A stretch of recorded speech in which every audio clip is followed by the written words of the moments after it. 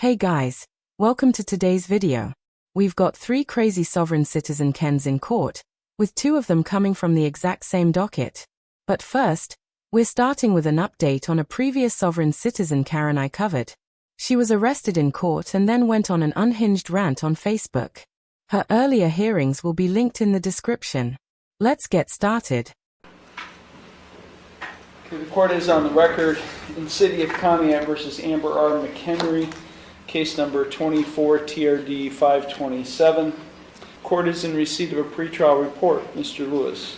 Thank you, Your Honor. We may have a resolution of the matter, should the court be willing to accept it, whereby the city would dismiss the fictitious plate charge at defendant's cost, and Ms. McHenry would then enter a plea of guilty to the 2 remaining charges of failure to reinstate driving under suspension and expired plates. The city would then recommend whatever fines the court would deem appropriate along with the court costs of the case. Thank you. Thank you. Mr. Sayage. Thank you, Your Honor. I did convey the offer from Law Director Lewis to my client, Ms. McHenry, after extensive talks and going over what she would be waiving today. She has decided today that she would take the plea offer along with the state's recommendation of just court costs and fines. Okay, Ms. McHenry, it's my understanding today that you wish to change, you originally entered no plea to charges of failure to reinstate an unclassified misdemeanor and expired plates, a minor misdemeanor. You wish to enter guilty pleas to those 2 charges. In exchange for those guilty pleas, the 4th degree misdemeanor charge of fictitious plates would be dismissed at your cost. Is that what you would like to see happen today? I believe so. You understand by pleading guilty to those charges that you would be waiving your right to the jury trial that is currently scheduled at the end of the month, as well as all of your trial rights. We just had a trial last week, so you kind of know what a trial is like. So by pleading guilty to these 2 charges, you'd be waiving all of those trial rights. Is that what you wish to do? Would that put an end to litigation? Yes, it would. I mean, I'm sorry? yes. Okay. Also, you are represented by Mr. Sayage. Have you had sufficient time to consult with him, and are you satisfied with his counsel? Yes. Okay. I do find that defendant's pleas of guilty to these minor and unclassified misdemeanor offenses in subcase A and B, failure to reinstate and expired plates, to be knowing, voluntary, and intelligent. The court will accept the guilty pleas to those 2 charges, and I will therefore find her guilty of those offenses. I will dismiss at the defendant's cost the fictitious plates charge in subcase. After claiming that the courts had no jurisdiction over her and going on that wild Facebook rant, she's finally admitted that laws do apply to her and that she actually broke some. Now, whether she truly believes that laws apply or if this is just a trick to get to the end of litigation, as she put it, is still unclear. But just in case this is her best impression of a normal human being, the judge had this warning for her. So Ms. McHenry, I did not impose community work service. I could have. I did not impose a Class 7 license suspension. I could have on the failure to reinstate charge.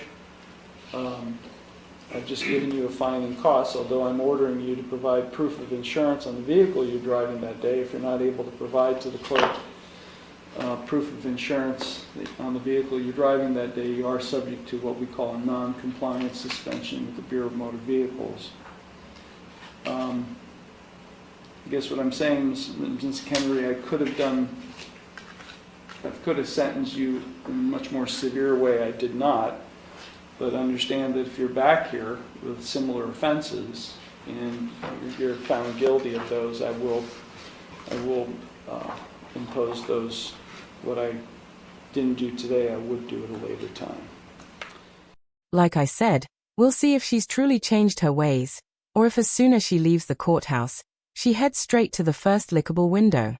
Now for our next hearing, we're heading to Georgia to watch one of my favorite judges, Judge Tammy Hayward.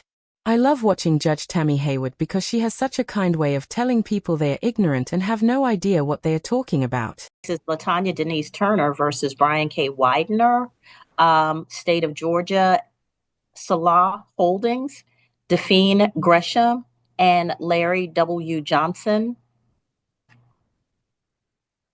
All right, is there Ms. Turner, LaTanya Denise Turner? Yes, I'm the attorney, in fact, on behalf of the principal, who is the registered agent. I have also already submitted forms appointing the judge over this matter to administrate on behalf of the principal. And I also submitted the rest of my entries on records. Now, with that being said, the Form 56 appointing judge. Ms. Turner, I gotta see you first. Okay.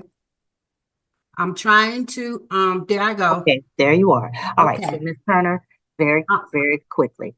I've reviewed the information that you provided.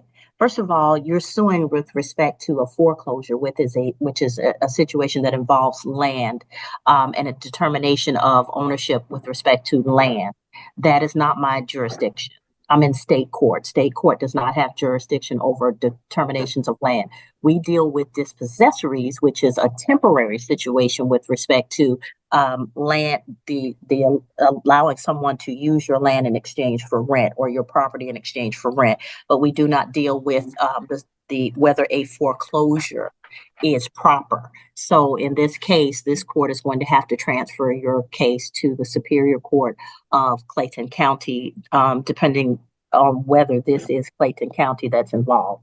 And so I see you're suing the state of Georgia. Not sure how they're involved. Not sure how any of these parties are really have an interest in this case. But with respect to the jurisdiction with for foreclosures, that is not what I do. Okay. All right. Is there anyone else here on behalf of any of the other parties who either disagree with what I've said or who have anything that they would like to put on the record? So, Your Honor, this is Larry Johnson. I represent Brian Widener as well as myself. I just want to point out to the court, this was initially filed and I was not named. And after I filed an answer on behalf of Mr. Widener, the plaintiff just stuck my name and added it to it without a court order. And at that point in time, she needed a court order. So I'm not personally, I mean, I'm only in this case because I filed an answer for Mr. Widener. Name me too. Judges and attorneys have judicial immunity from civil liabilities related to cases they oversee. That means you can't sue a judge or an attorney just because they ruled against you or represented the other side. So, Ms. Turner, I know you have a set of beliefs about how the law works, but the way we do it here is just because somebody files on behalf of another person, everybody's entitled to have an attorney represent them.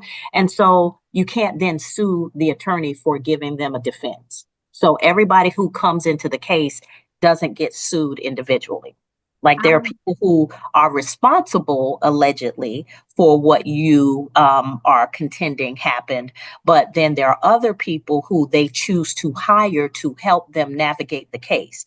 For the people who are navigating the case and for the judges who are dealing with the case, you don't get to sue them because they don't have an interest in at that level. They're just trying to help the other person navigate the case, okay? Could I get finished recording my interest on record? No, ma'am. You've done that. You're the plaintiff. Okay. Well, Judge, I would like to record my interest on record. I'm not sure what that means, ma'am. She just wants to hear herself speak so she can go back to the Waffle House and tell all her fellow soft-tards that someone finally took her seriously. I'm the attorney of fact on behalf of the principal, who is the registered agent. I already submitted the Form 56 upon you over the matter to administration on behalf of our principal. Ms. Turner, nobody gets to appoint me over the case. I'm already appointed to whatever's assigned to me through the clerk's office. I appointed you through my for my trustee. And Your Honor, I would like to add also to the case and ask you a question. No, ma'am. Yes or no? The question that I'm not going to answer any questions because this is not my jurisdiction. I'm going to transfer the case to Superior Court and let them sort it out because land use and land and interest in land is under the jurisdiction of the Superior Court. Okay, so we'll get you an order. We'll also dismiss Mr. Larry Johnson from the case pending whatever the Superior Court decides, because he's only here to represent the defendant, which the defendant has a right to hire an attorney to represent them, and that attorney doesn't deserve to be sued because they are helping somebody defend themselves. This case Okay, is also in the federal court also. Okay, then if it's in federal court, then it probably doesn't need to be here also. You shouldn't have a case running in two different courts at the same time. Okay, that's just going to cause confusion. And you're not going to achieve what it is you wish to achieve. Okay, Your Honor, I know this court has no jurisdiction per 12 CFR 1500.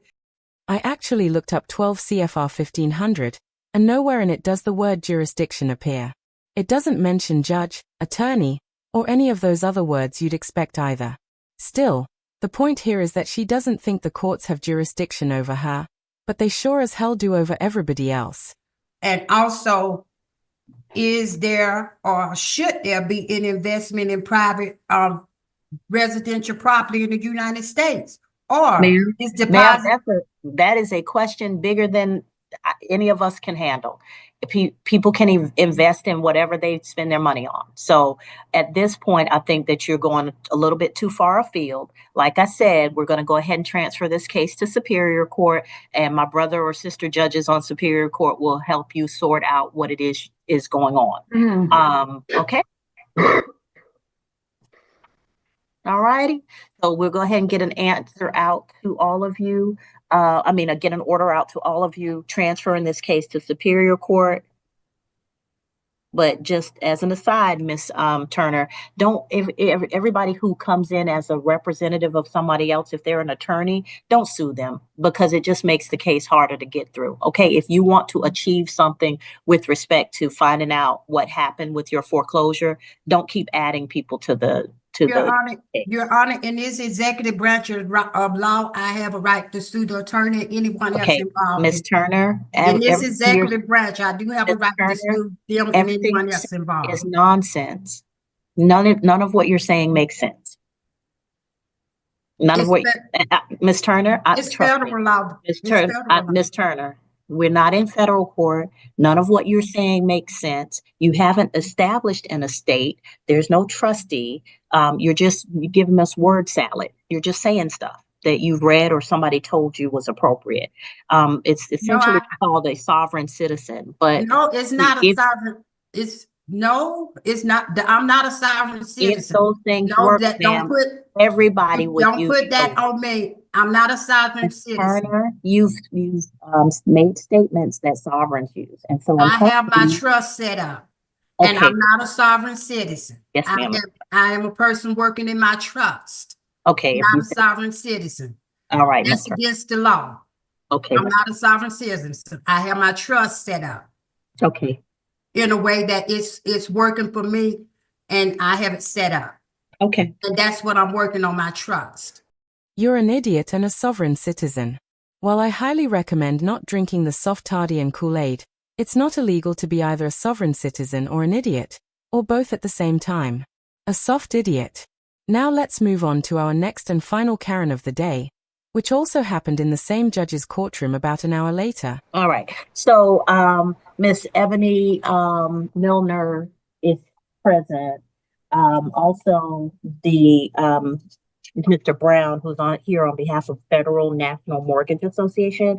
Mr. Brown, Miss Milner, is my understanding that this was heard in magistrate court, and this is a request for appeal. Is that correct? Yes, Your Honor. This is a petition for review from a dispossessory judgment. She was a tenant at sufferance post foreclosure. Okay. All right. So Ms. Milner, tell me what's going on. Judge, well, this is a case of land rights, tribal law, and treaties. No, ma'am. No. And I would just like to say that I'm a tribal member, part of the Cash Box Trust Tribe. No, ma'am. Government. No, ma'am. We're not doing that. And American Indian landowner. No, ma'am. So we're not doing all that. So this is a simple eviction. So you can tell me how much was owed, how much you paid, whether there's anything to that allowed you to stay in the property, or whether there's money owed to you. I don't do the whole trust, tribe, all of that, because that's not what we Well, deal with that's here. what this is in regards to. Well, then, ma'am, that's not what we're doing here. I would either have to transfer you to a tribal court, which I don't know of one exists for you, or for superior court, because this involves a foreclosure. Essentially, he bought the house through a foreclosure. You were a tenant in the house at the time, or you owned the house and he bought it under the foreclosure. And then it was whether you get to stay in the house and pay rent, or whether you're going to be evicted. Am I clear, Mr. Brown? Yes, Your Honor. And Right. Because I don't deal with I went to law school for 3 years, have practiced law for over 30 years, have been a judge for over 12 years. I don't do the trust stuff because that's some arcane, esoteric stuff that you all believe that we don't follow here in the judicial system. I understand. Well, I would also like to say that I'm not here to handle any of my private affairs in the public. Okay, so I'm not sure what that means. You asked for the appeal. Yes, and as I was stating, I'm a tribal member, part of the Cashbox Trust Tribe, and also an Indian American landowner. So this case is in regards to trust and tribal land. So the property, the foreclosure is on a house on tribal land. Correct. Which tribe? I'm sorry? Which tribe? The Ebony They Milner kicked me tribe. out. No, sir. I don't know of that tribe, ma'am. So we either do Yes, this. and all the documentation had been put on file as well. Okay. Post foreclosure. So here's the thing. Like I said, I've explained to you that if somebody purchases a home through foreclosure, then the people who were owners of the home or buying the home have two options. They can leave, or they can be treated as tenants in the home. And in this case, it appears that Mr. Brown's client sought to evict you, and now you are asking for a review of that. So in my role in this court, I can go through the case as if it was never heard in magistrate court. But what I will tell you is I'm going to ask very specific questions. I'm going to follow the law under the state of Georgia with respect to landlord tenant. And if you're not able to provide me that information, then I'm going to determine that you're not able to prosecute the case in the way that it needs to be, and I'll dismiss it for want of prosecution. Well, again, American tribal landowner. So Okay. those laws that you may speak of don't apply to me. Usually, we have to assume these people think laws don't apply to them. Rarely do we get a sovereign citizen Karen who is willing to clearly state on the record that laws don't apply to her. Bravo to her for putting her pretentiousness on the record for the whole world to see. No. Well then, okay, I'm going to dismiss your appeal for want of prosecution. The court does not have jurisdiction over American tribal land, nor is there a designation of this property being a tribal land. So at this point, the court is going to dismiss this for want of prosecution. Thank you. All right, next. And that's how you do it. Tell them they're stupid, explain that they don't know what they're talking about, dismiss their case, and move on to the next one. All right, guys. That's the end of today's video.